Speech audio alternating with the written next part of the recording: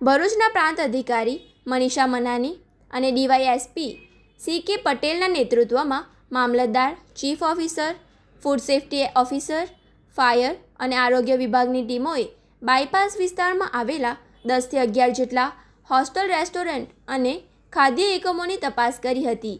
તપાસ દરમિયાન મોટાભાગના એકમોમાં ફૂડ એન્ડ સેફ્ટી એક્ટના શેડ્યુલ 4ના નિયમોનું ઉલ્લંઘન, અસ્વચ્છતા અને એક્સપાયરી ડેટવાળી ખાદ્ય સામગ્રી મળી આવી હતી. તંત્રની ટીમે સ્થળ પરથી વાસી અને અયોગ્ય ખાદ્ય સામગ્રી જપ્ત કરી તેનો નિકાલ કર્યો હતો, જ્યારે પનીર સહિત વિવિધ ખાદ્ય ચીજોના સેમ્પલ લેબોરેટરી તપાસ માટે મોકલવામાં આવ્યા છે. તપાસ દરમિયાન એક હોસ્ટેલમાં અત્યંત ગંભીર ક્ષતિઓ અને ઉલ્લંઘનોનું મળી આવતા હોટલને તાત્કાલિક સીલ કરી દેવામાં આવી હતી.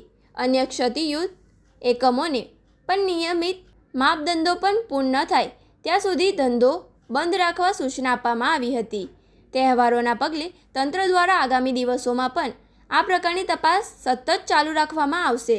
ખાસ કરીને રક્ષાબંધન અને જન્માષ્ટમી જેવા તહેવારોને ધ્યાનમાં રાખીને મીઠાઈ, ડેરી પ્રોડક્ટ્સ અને ફાસ્ટ ફૂડ સેન્ટરો પર સઘન ચેકિંગ હાથ ધરાશે.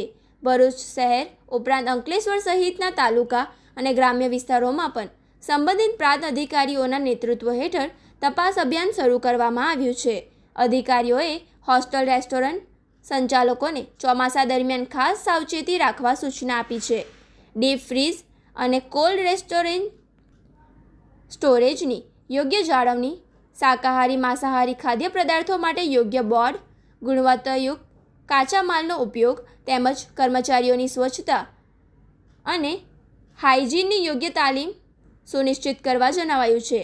જાહેર આરોગ્ય સાથે ચેડા કરનાર વેપારીઓ સામે આગામી દિવસોમાં પણ કડક કાનૂની કાર્યવાહી કરવામાં આવે તેવી તંત્ર દ્વારા સ્પષ્ટ ચેતવણી આપવામાં આવી છે.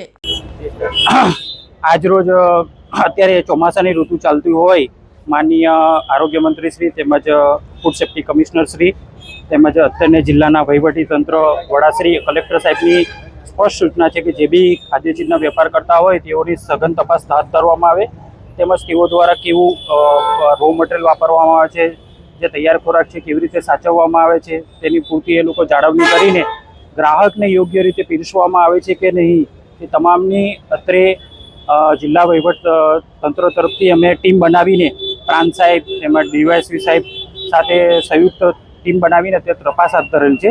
જેમાં જ્યાં જ્યાં સત્યો જોવા મળેલ છે કે જે પાલન નથી કરતા શરતોનું, ફૂડ સેફ્ટી એક્ટ હેઠળના શેડ્યુલ 4નું, તેઓને અત્યારે તાત્કાલિક અસરથી ધંધો બંધ કરાવેલ છે.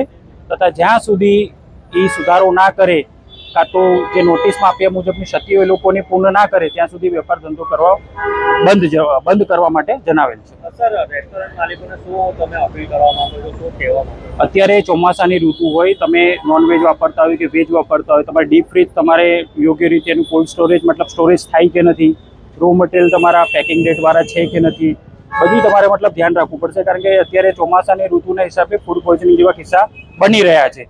એટલે એના તકેદારીના ભાગરૂપે હોટલ માલિકોને બી જણાવવામાં આવે છે કે તમે તમારા માણસોને ટ્રેનિંગ આપો, એને સમજણ આપો અને તમારી પેઢીમાં તમે એનું સ્ટોરેજ કેવી રીતે કરો છો એની ચકાસણી કરો, તાત્કાલિક અસરથી જ્યાં ગંદકી હોય સાફ સફાઈ કરાવી અને યોગ્ય રીતે ધંધો કરો.